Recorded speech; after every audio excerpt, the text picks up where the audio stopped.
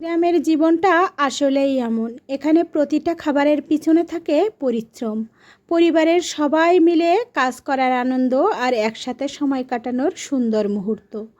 মা আর মেয়ের এই ছোট্ট কাজের মধ্যেই লুকিয়ে থাকে কত ভালোবাসা, কত স্মৃতি। শহরের ব্যস্ত জীবনে হয়তো এমন মুহূর্তগুলো খুব কমই পাওয়া যায়, কিন্তু বাবার বাড়িতে এলে এই সাধারণ দিনগুলোই হয়ে ওঠে অসাধারণ। আপনারা আমার মতো কে কে গ্রাম পছন্দ করেন অবশ্যই জানাতে পারেন। আমার কিন্তু গ্রামের পরিবেশ, গ্রামের আবহাওয়া খুবই পছন্দের।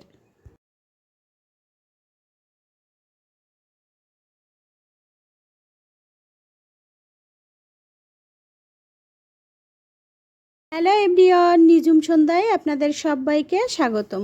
কাছে এবং দূরের যে যেখান থেকে আমার এই ভিডিওটা দেখছেন, আশা করি সবাই সুস্থ আছেন, ভালো আছেন। আমরাও ভালো আছি। শহরের জীবন আর গ্রামের জীবনের মাঝে যেন আকাশ পাতাল পার্থক্য। শহরের সকালে ঘুম ভাঙে অ্যালার্মের শব্দে, আর গ্রামের সকাল শুরু হয় মোরগের ডাকে। এখানে প্রতিটা সকাল যেন একটু বেশি আপন, একটু বেশি শান্ত।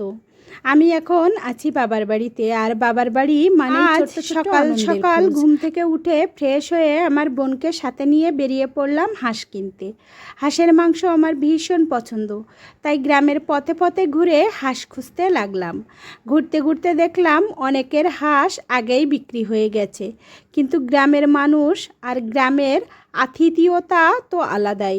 শেষমেশ পাশের গ্রামে এক কাকিমার বাড়িতে পেলাম আমাদের পছন্দের হাঁস। কাকিমাকে জিজ্ঞেস করতেই তিনি রাজি হয়ে গেলেন হাঁস বিক্রির জন্য। অবশেষে কাকিমার কাছ থেকে 2টা হাঁস নিয়ে বাড়ির পথে রওনা হলাম। মুহূর্তগুলোই হয়তো জীবনের সবথেকে বড় আনন্দ। বোনের সাথে হাঁটতে হাঁটতে গ্রাম্য পথ পেরিয়ে এই স্মৃতিগুলোই থেকে যাবে মনে।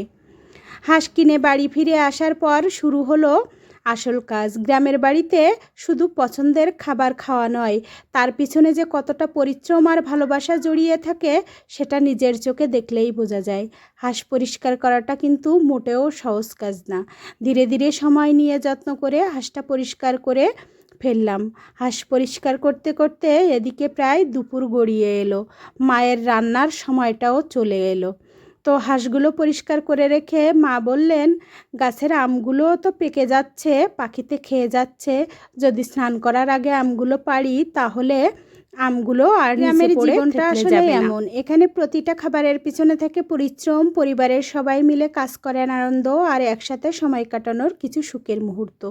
মা আর মেয়ে এই ছোট্ট কাজের মধ্যেই লুকিয়ে থাকতো কত ভালোবাসা, কত স্মৃতি। শহরের ব্যস্ত জীবনে হয়তো এই মুহূর্তগুলো খুবই কম পাওয়া যায়, কিন্তু বাবার বাড়িতে এলে এই সাধারণ দিনগুলোই হয়ে ওঠে অসাধারণ। দুপুরে স্নান করতে যাওয়ার আগে মা বললেন গাছের আমগুলো পেকে পেকে ফেটে ফেটে পড়ে যাচ্ছে, তার জন্য আমরা 2 বোন, মা, আমি সবাই মিলে শুরু করলাম আম পাড়া। এখানে অনেকগুলো আম পাখিরাও খেয়ে নিচ্ছে, আর অনেক আম নষ্ট হয়ে যাচ্ছে, তাই নিচে নেট ধরে একে একে সব আম পেড়ে নিচ্ছি। গাছের যতগুলো আম আছে এবং গাছে যতগুলো আম ছিল সব গাছের আমগুলো পাকা সেগুলো আলাদা করে রেখে দেব, আর যেগুলো কাঁচা আম সেগুলো দিয়ে বানাতে হবে আজকে মজাদার আম মাখা। গ্রামের এই ছোট্ট ছোট্ট মুহূর্তগুলোই আমাদের জীবনের সবথেকে বড় পাওয়া। শেষে আমাদের সব গাছের আমগুলো পেড়ে নেওয়া হলো। এতদিনে গাছের ডালে ঝুলতে থাকা আমগুলো আজ চলে এলো আমাদের উঠানে, আমাদের হাতে। গাছ থেকে নিজের হাতে আম পাড়ার আনন্দটাই আলাদা, আর সেই আম দিয়ে কিছু একটা তৈরি করে খাওয়ার মজাই অন্যরকম। সব কাঁচা আমগুলোই একে একে ভালো করে আমি খোসাটা ছাড়িয়ে নিচ্ছি, ছুলে নিচ্ছি। তারপর এই আমগুলো দিয়ে গ্রেটার দিয়ে ঝিরিঝিরি করে কুচি কুচি করে নেব।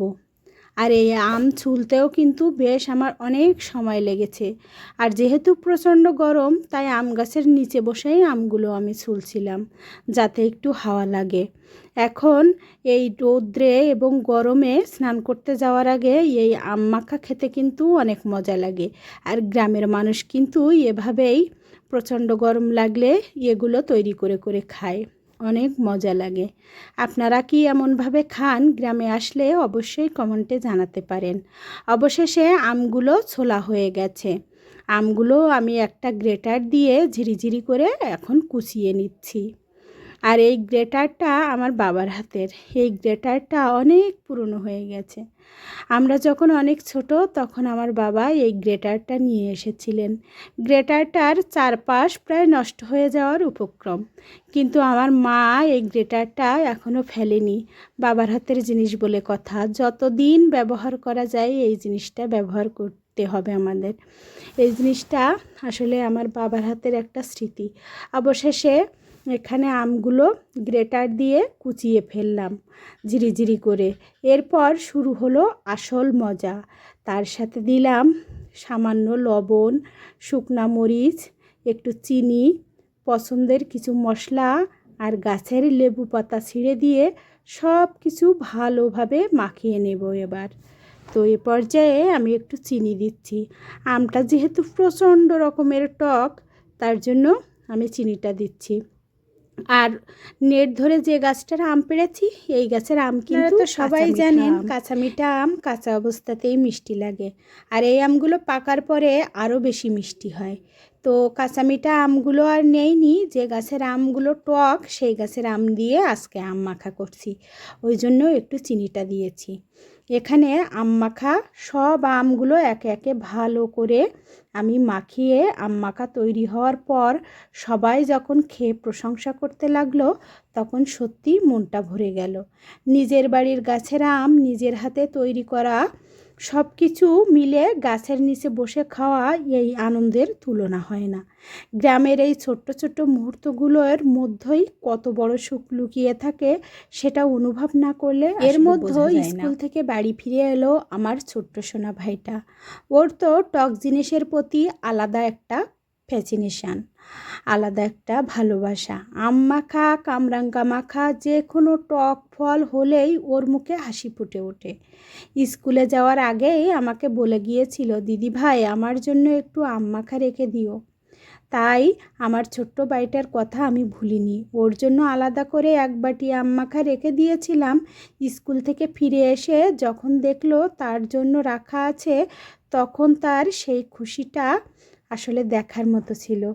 তারপর আমরা ভাই বোনেরা সবাই মিলে বসে ভাগাভাগি করে আম মাখা খেতে শুরু করলাম। তারপরে দেখেন, কেউ কাউকে খাইয়ে দিচ্ছে, কেউ হাসছে, আবার মজাও করছে। এই ছোট্ট ছোট্ট খুনসুটিগুলোই আসলে পরিবারের সবথেকে সুন্দর স্মৃতি হয়ে থাকে। কিছুক্ষণ পর আমার বোনও কাজ করতে বললো আমাকে একটু আম মাখা দিই। তারপর শুরু হলো ভাই বোনের সেই মিষ্টি ভালোবাসা। দুজন দুজনকে নিজের হাতে আম মাখা খাইয়ে দিচ্ছে। এই দৃশ্যগুলো দেখলে সত্যিই মনটা আনন্দে ভরে ওঠে। আমাদের বাড়ির ছোট্ট সদস্য এই ছোট্ট ভাইটাই সবার চোখের মণি। বাড়িতে ও না থাকলে যেন পুরো বাড়িটাই কেমন চুপচাপ হয়ে যায়, কারণ সবার থেকে ছোট্ট, তাই ওর প্রতি সবার একটা ভালোবাসা অন্যরকম। বাড়িতে কেউ কিছু খেলে ওকে না দিয়ে করে বাড়ি ফিরে এলাম, তখন দেখি আমার মার রান্নাবান্না শেষ করে ফেলেছে। মায়ের হাতের রান্নার প্রতি আমার বরাবরই আলাদা একটা ভালোবাসা আছে। যত খাবারই খাই না কেন, মায়ের হাতের রান্নার স্বাদ যেন সব কিছুকে ছাড়িয়ে যায়। আজ অবশ্য মাকে বলেছিলাম বেশি কিছু রান্না না করতে, তাই মা অল্প কিছু দিয়েই আমাদের জন্য ভালোবাসা মিশিয়ে দুপুরের খাবার রান্না করেছেন। মায়ের হাতের রান্নার প্রতি আমার সত্যিই অন্যরকম একটা ফ্যাসিনেশন। আজকের মেনুতে ছিল মিষ্টি কুমড়ো দিয়ে কাঁকড়ার দারুণ রান্না, আর সাথে ছিল হাঁসের মাংস। গ্রামের বাড়ির এই সাধারণ রান্নাগুলোর মধ্যেই যে কতটা স্বাদ আর মায়ের ভালোবাসার থাকে, সেটা অনুভব করা যায় না। দুপুরে স্নান শেষ করে সবার সাথে বসে খাওয়া দাওয়া করলাম। এদিকে মায়ের হাতের রান্নার স্বাদ, অন্যদিকে পরিবারের সবাইকে পাশে পাওয়ার আনন্দ। গ্রামের বাড়িতে একটা সাধারণ দুপুরও কতটা অসাধারণ হয়ে উঠতে পারে, সেটা নিজে নিজে অনুভব। দুপুরে খাওয়া দাওয়া শেষ করে একটু বিশ্রাম নিতে গিয়ে কখন যে 1 ঘন্টার মতো ঘুমিয়ে পড়েছিলাম বুঝতেই পারিনি। ঘুম থেকে উঠে মনটা আবার চলে গেল ছাদের দিকে। আমি আর আমার বোন দুজন মিলে ছাদে উঠলাম। ছাদে গিয়ে দেখি আমাদের গাছটাতে ছোট্ট ছোট্ট কচি আমড়া ধরে আছে। এত সুন্দর লাগছিল দেখতে, মনটাও ভালো হয়ে গেল। তখন আমার বোন বলল, দিদি একটা কচি আমড়া পেড়ে খেয়ে দেখতো কেমন হয়েছে। বোনের কথা শুনে আমিও গাছ থেকে একটা আমড়া পেড়ে নিলাম। ভাবছিলাম ভেতরের বিচিটা হয়তো বা শক্ত হয়েছে কিনা। খাওয়ার পরে মনে হয়েছে একদম এত মজা লেগেছে। কেটে খেয়ে দেখি আরেক কচি আমড়ার স্বাদ তো দারুণ। সেই টকটকে স্বাদের ছোটোবেলার কত স্মৃতি যেন আমার মনে পড়ে গেল। আমড়া খেতে খেতে হঠাৎ চোখ পড়ল ছাদের একপাশে লাগানো ক্যাপসিকাম ঝাল গাছগুলোর দিকে। ছোট্ট ওই জায়গাটার দিকে হয়তো অনেকেই খেয়াল করেনি, তাই গাছে পেকে পেকে শুকিয়ে যাচ্ছিল ক্যাপসিকাম ঝালগুলো। আমার বোন তখন বলল, দিদি সব ঝালগুলো তুলে ফেল, পরে নষ্ট হয়ে যাবে। গাছ দেরি না করে সব ক্যাপসিকাম ঝালগুলো তুলে নিলাম। সাধারণ ক্যাপসিকাম অনেক সময় মিষ্টি স্বাদের হয়, কিন্তু আমাদের এই গাছের ক্যাপসিকামগুলো ছিল একদম অন্যরকম, বেশ ঝাল। নিজের বাড়িতে লাগানো জিনিসের এমন স্বাদ পাওয়ার আনন্দটাই আলাদা। ঝালগুলো তুলে নিচে নামার পর আমার চোখ পড়ল আমাদের পেয়ারা গাছটার দিকে, পেয়ারা গাছের মগডালের দিকে। দেখি পেয়ারাগুলো সুন্দর করে পেকে উঠেছে। বেশি পেকে গেলে পেয়ারাগুলো এবছর পোকা ধরে নষ্ট হয়ে যাচ্ছে, তাই গাছ থেকে কয়েকটা টাটকা করকচে পেয়ারা পেড়ে নিলাম, কারণ বেশি পাকা পেয়ারাগুলোর ভিতরে আবার বড় বড় পোকা আছে। তাই একটু শক্ত পেয়ারা পেড়ে নিলাম পারলাম। আর এবছর কলপের আম গাছে একটা আম রাখা হয়েছে, সেই আমটার ওজনই প্রায় 1 কেজির কাছাকাছি। আর এই আমটা 2-1 দিনের ভিতরেই পেকে পড়ে যাবে। আমটা বেশ নরম নরম মনে হচ্ছে আমার কাছে, মুখ থেকে আটাও ঝরছে। তাই বোনকে বললাম যে আমটা 2-1 দিনের ভিতরে পেড়ে ফেল, না হলে হয়তোবা আমটা নষ্ট হয়ে যেতে পারে। তো অন্যদিকে দেখেন আমাদের গাছটাতে কত সুন্দর ফুল ফুটেছে। আমার ছোট ঠাকুমা তো অসুস্থ, তাই ঠাকুমাকেও একটু পেয়ারা খেতে দিলাম। শক্ত পেয়ারা দিলে মুখে একটু গাছের টাটকা পেয়ারা খেতে খেতে আমাদের বাড়িতে চলে এলো আরেকটা আনন্দের মুহূর্ত। ছোট কাকু গ্রামের হাট থেকে নিয়ে এলে বিশাল বড় সাইজের একটা কাঁঠাল দেখেই সবার মুখে হাসি ফুটে উঠল। আর আমার ছোট্ট ভাইটা তো সবাইকে ডেকে ডেকে বলছে, দিদি ভাই এসো কাঁঠাল খেয়ে যাও। শুধু নিজে খাওয়া নয়, ওর আনন্দ হলো সবাইকে নিয়ে খাওয়াতে। আমার কাকিমা সুন্দর করে কাঁঠাল ভেঙে কোয়া বের করে দিচ্ছে, আর আমার ভাই বোনেরা সবাই মিলে গোল হয়ে বসে মিষ্টি স্বাদের কাঁঠাল খাচ্ছি। এই আনন্দ কিভাবে আমি বুঝাবো আপনাদের। গ্রামের তাজা কাঁঠালের স্বাদ যেন আলাদা। মিষ্টি রসালো গন্ধে ভরা সেই কাঁঠাল খেতে খেতে মনে হচ্ছিল এই ছোট্ট ছোট্ট মুহূর্তগুলো কিভাবে যে আমি কাটিয়ে যাচ্ছি বাবার বাড়ি থেকে, সেটা আপনাদের সাথে আর কি আর বলবো। কাঁঠাল খাওয়া শেষ হতে না হতেই আবার ছোট কাকু গিয়েছিল মাছের ঘেরে, সেখান থেকে একটা শাকার মাছ ধরে নিয়ে এসেছে। তো সেই মাছটা সবাই মিলে কিন্তু দেখছে। তো এখন কাঁঠাল খেতে খেতে চলে যাচ্ছি। দেখা হবে আবার নতুন কোনো ভিডিওর সাথে, নতুন কোনো পর্বে। সেই পর্যন্ত আপনারা সবাই সুস্থ থাকবেন, ভালো থাকবেন। আর আমার ভিডিওগুলো যদি ভালো লেগে থাকে তাহলে লাইক, কমেন্ট এবং সাবস্ক্রাইব করে আমার নতুন বন্ধু হয়ে আমার সাথে থেকে যেতে পারেন। সবাই সুস্থ থাকবেন, ভালো থাকবেন। দেখা হবে আবার পরবর্তী কোনো ভিডিওর সাথে। ধন্যবাদ সবাইকে।